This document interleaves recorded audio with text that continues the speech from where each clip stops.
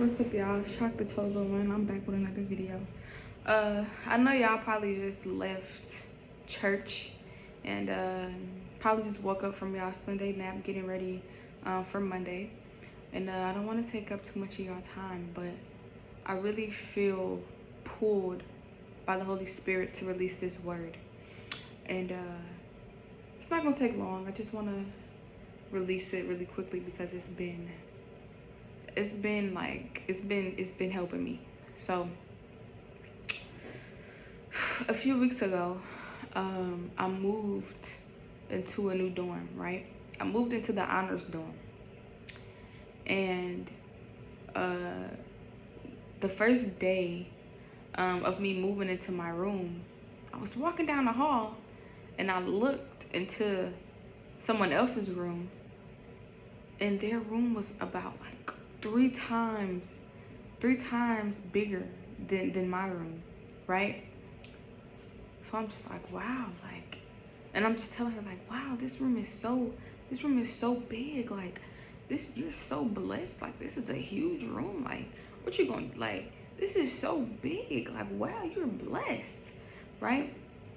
So I'm doing all that, right? A few weeks later, so we just moved in August. It's September now. It's the beginning of September. Well, it was mid-September now, but today, it rained today, and every other room on this hall flooded. Every other room on this hall flooded, y'all. Like, I'm talking about drenched in water, right? And like, I saw it again today, and I was like, the same room that not that I wanted, but that I was like so fascinated with, it flooded. My room didn't flood. My room didn't flood. My small room, my room that doesn't seem so great, my room that is not as big as the other room, it didn't flood, right?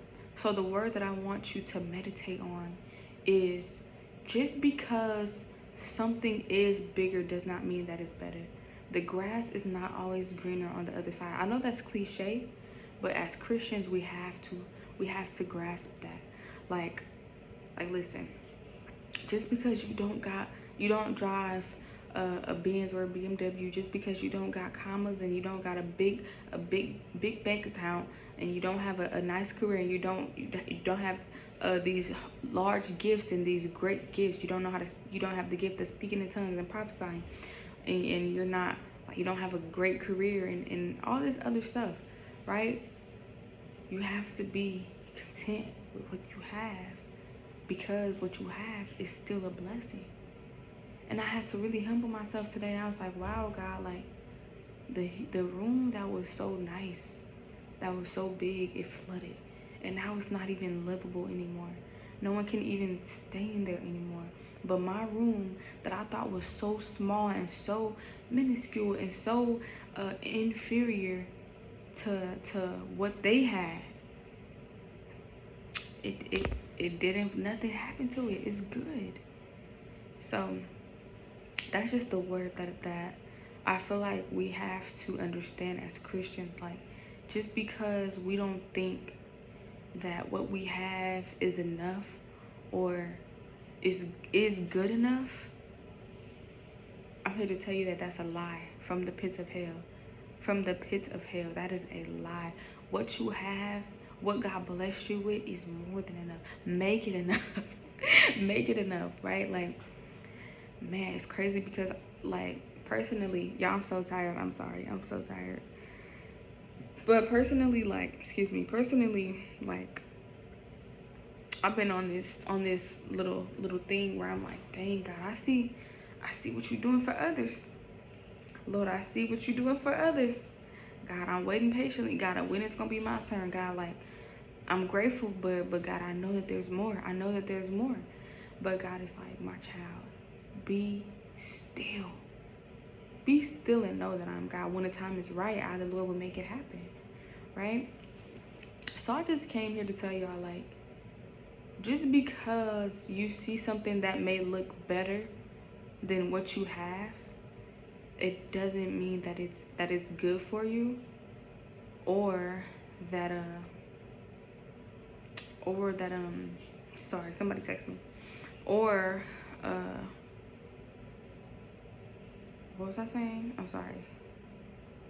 Just because what you see someone else have may look better doesn't mean that it's always better, right? And that's just the word. Like, you have to learn how to be content and grateful with the small that God has blessed you with, or the the not so big things, or the not so huge things. Like, you have to learn how to be grateful over the small things before God can move you into your next, before God can bless you with your next. Like, that's just like me. Like, my cars, like my first car I got in 2020, it was a 2003 Honda, right? Broke down on the highway, battery stopped on the highway, smoked, leaked water from the inside. Okay, boom, sold that car, got a new car, 1996 Honda, and it's 3 years later, and we going down in years. We going down in years. Literally, this is a true story. 1996 Honda. This is 2003. I mean, 2023. 1996 Honda. It's on its last leg.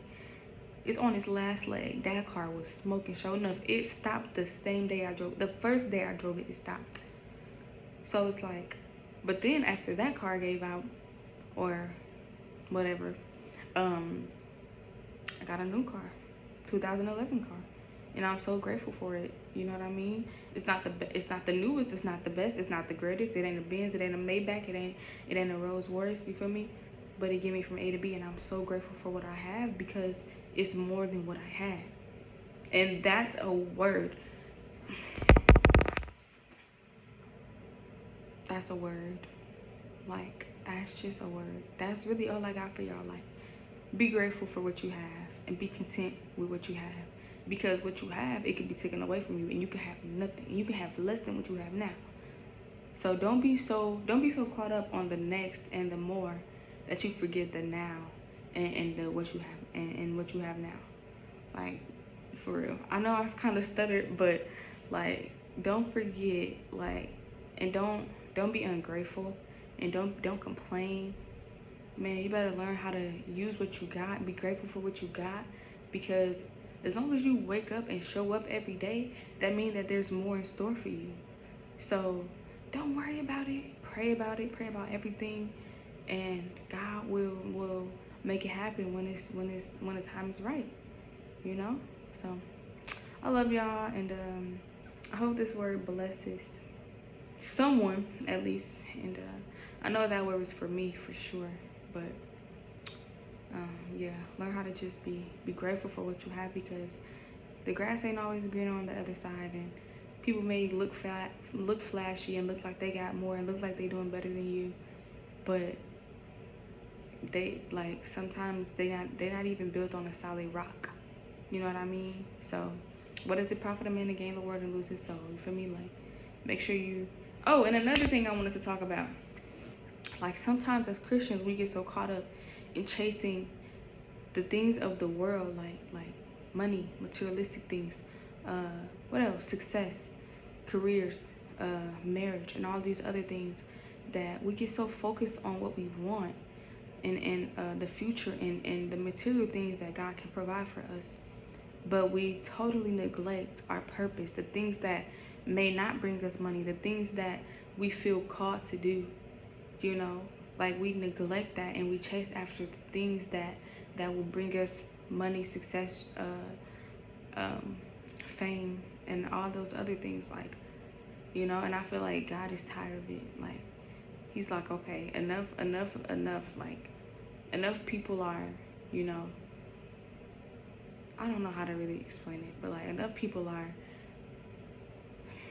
starting businesses, and I'm not trying to say don't start a business or nothing like that, because I'm definitely going to be an entrepreneur, and I am an entrepreneur, but this is really just for me. Like, a lot of people are starting businesses and clothing brands and all these other stuff. I know y'all be seeing the TikTok shops, you know what I mean?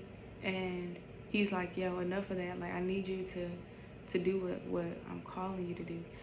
Like, maybe that is what they're called to do, whatever, but like, talking to me personally, and I know it's a few of y'all out there too, like, you feel led to more. You know what I mean? They may be like more financially, more materially, whatever. But like, but like God is saying like not yet. Like God is saying like I need you to focus on your purpose now. Like focus on the lives that you're going to plant seeds in. Focus on the people that you're going to reach, and that's going to um, hear about the kingdom, hear about the gospel, hear about the life of Jesus Christ and how he can save. Don't be so focused on how much money you can make and how much revenue you can make in your business, and how quickly you can, or how high you can climb up the corporate ladder, or the best car you can get off the lot, or like the number of subscribers you got, the number of views you got, the number of likes you got, the number of shares you got, the amount of money in your bank account.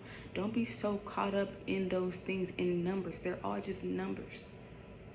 At the end of the day, it's all numbers, right?